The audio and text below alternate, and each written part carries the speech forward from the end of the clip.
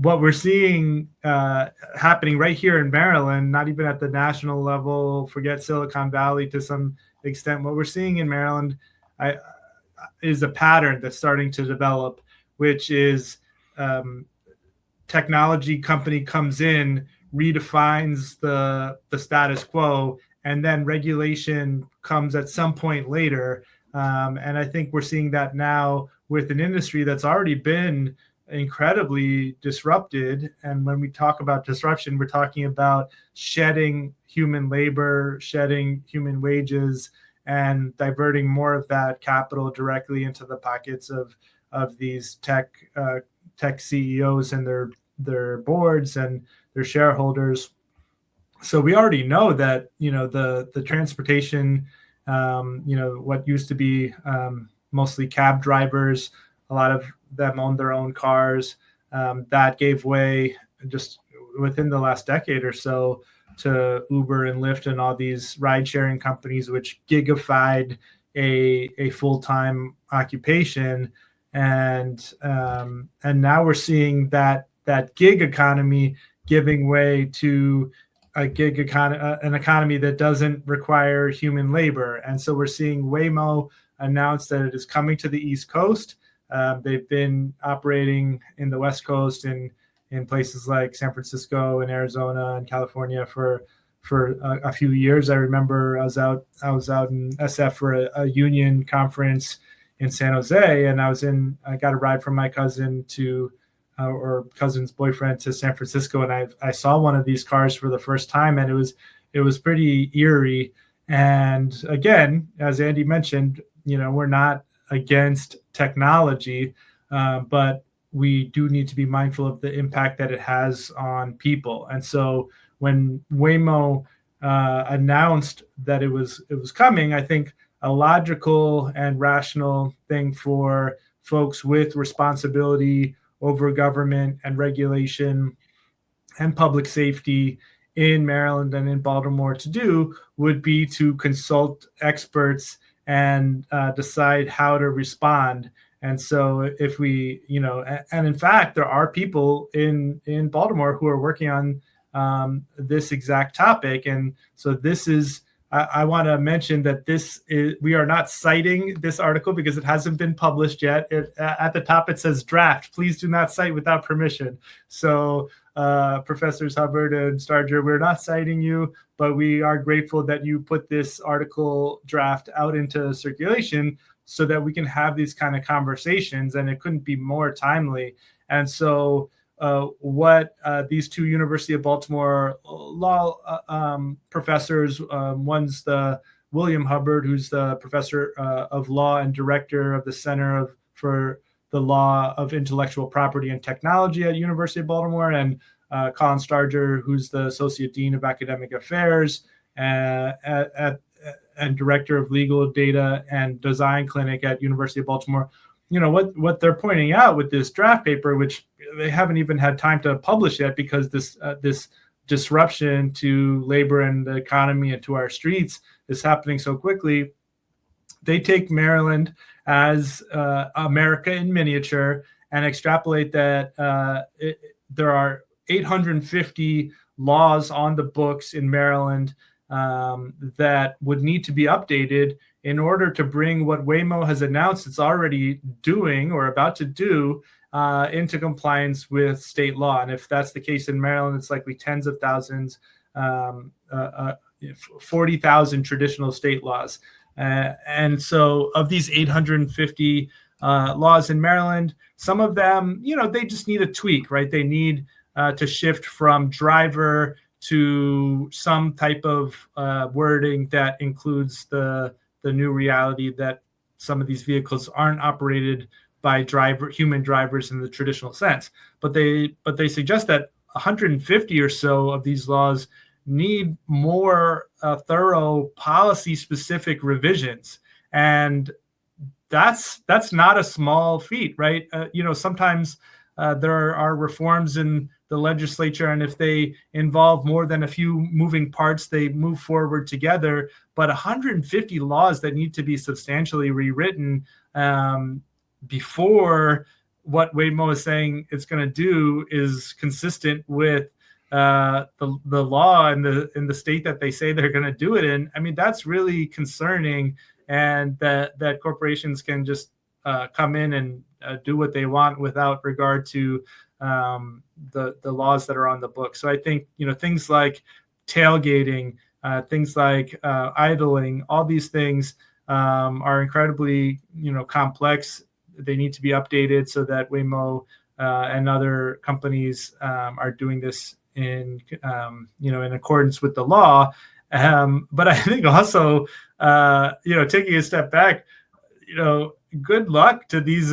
I almost feel a little bit of empathy or sympathy for these robots that are going to be driving these cars, right? Because there are all these potholes. There are people who just stop. I mean, I was driving up Howard Street on my commute home, and there were just a bunch of cones in the middle of the road. And I was like, okay, I guess we're all going on 24th Street now. So I don't know how these cars are going to do it. West Coast cities, they've got a little more space, in places like Phoenix or whatnot.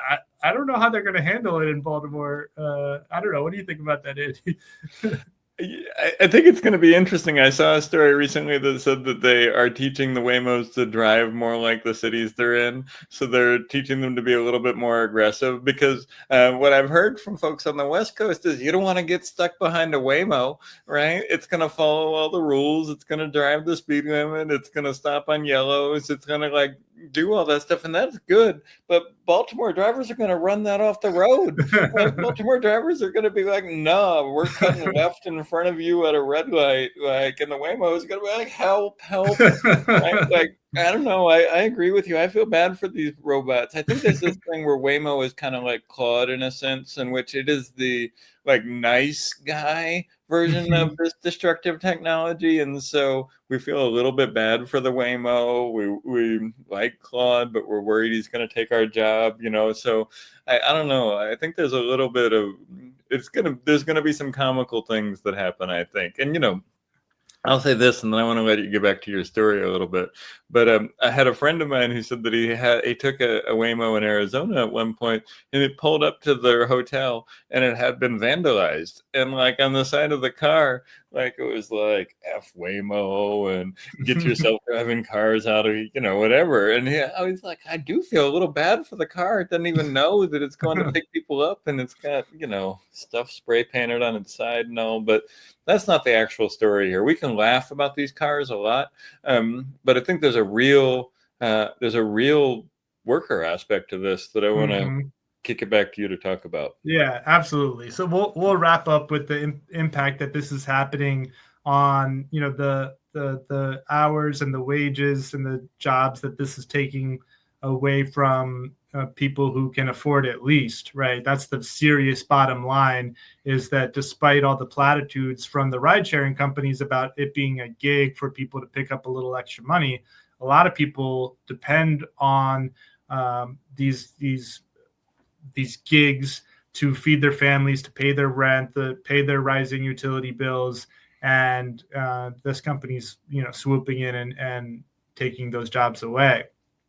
And so what I found sort of most troubling and bizarre, but very much on brand, was that in the press release for this legally dubious rollout, which the experts are saying raises a lot of legal questions, and there is a lot of regulatory and legislative work that needs to be done in order to make this safe and legally consistent, is Governor Wes Moore is in the corporate press release. It's not that he put out a separate press release that said, hey, new business coming to our state, here's what I have to say about it. He was asked for a comment in their press release, and he gave it to them, and he's claiming that this will spur growth.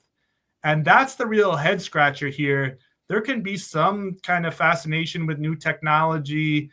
Okay, a new company is coming here. Are they locating any permanent jobs here? We're not sure, but there's something innovative happening here. Okay, that is interesting. But what growth is this going to spur? This is directly replacing low-wage jobs that people depend on.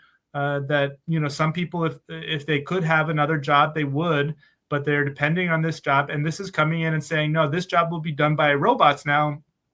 And there's no plan for what those folks will do. There's no retraining. There's no support from the state, apparently. And it's just, this is growth for the sake of growth, innovation for the sake of innovation, disruption for the sake of disruption.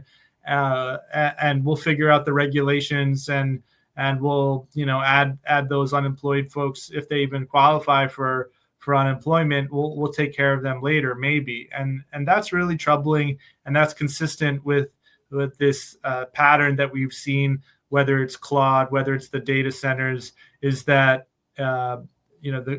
the governor, the executive branch really seems to be in lockstep with these corporations rather than in with the community members and the workers who are being negatively affected by them. Yeah. Let me say, I got three things to say. Some serious, some skeptical, some funny, and then we'll bring our guest on. So the first thing is, like, you're really right to highlight this growth. Like, this is ridiculous, right? Like, these cars are going to come here and it's not like we're going to like double it's not like all the Uber drivers and Lyft drivers will stay and we'll add Waymos to the roads. First of all, if that happened, that would be bad. That would be more traffic. But that's not what's going to happen. Like, this is literally the only thing it's doing is replacing people who are doing these jobs right now. And I don't know what growth it's going to spur and like at all. The second thing is Wes Moore really seems to operate like the tech bros who like to say that they move fast and break things. There's this sort of technology that is move fast and break things. It's a management philosophy that very wealthy people playing with other very wealthy people's money often embrace in the technology world. And usually the things that get broken are people, families, homes, and things like that, who no longer have the jobs that they previously depended on while the wealthy elite are moving fast. So that's what gets broken.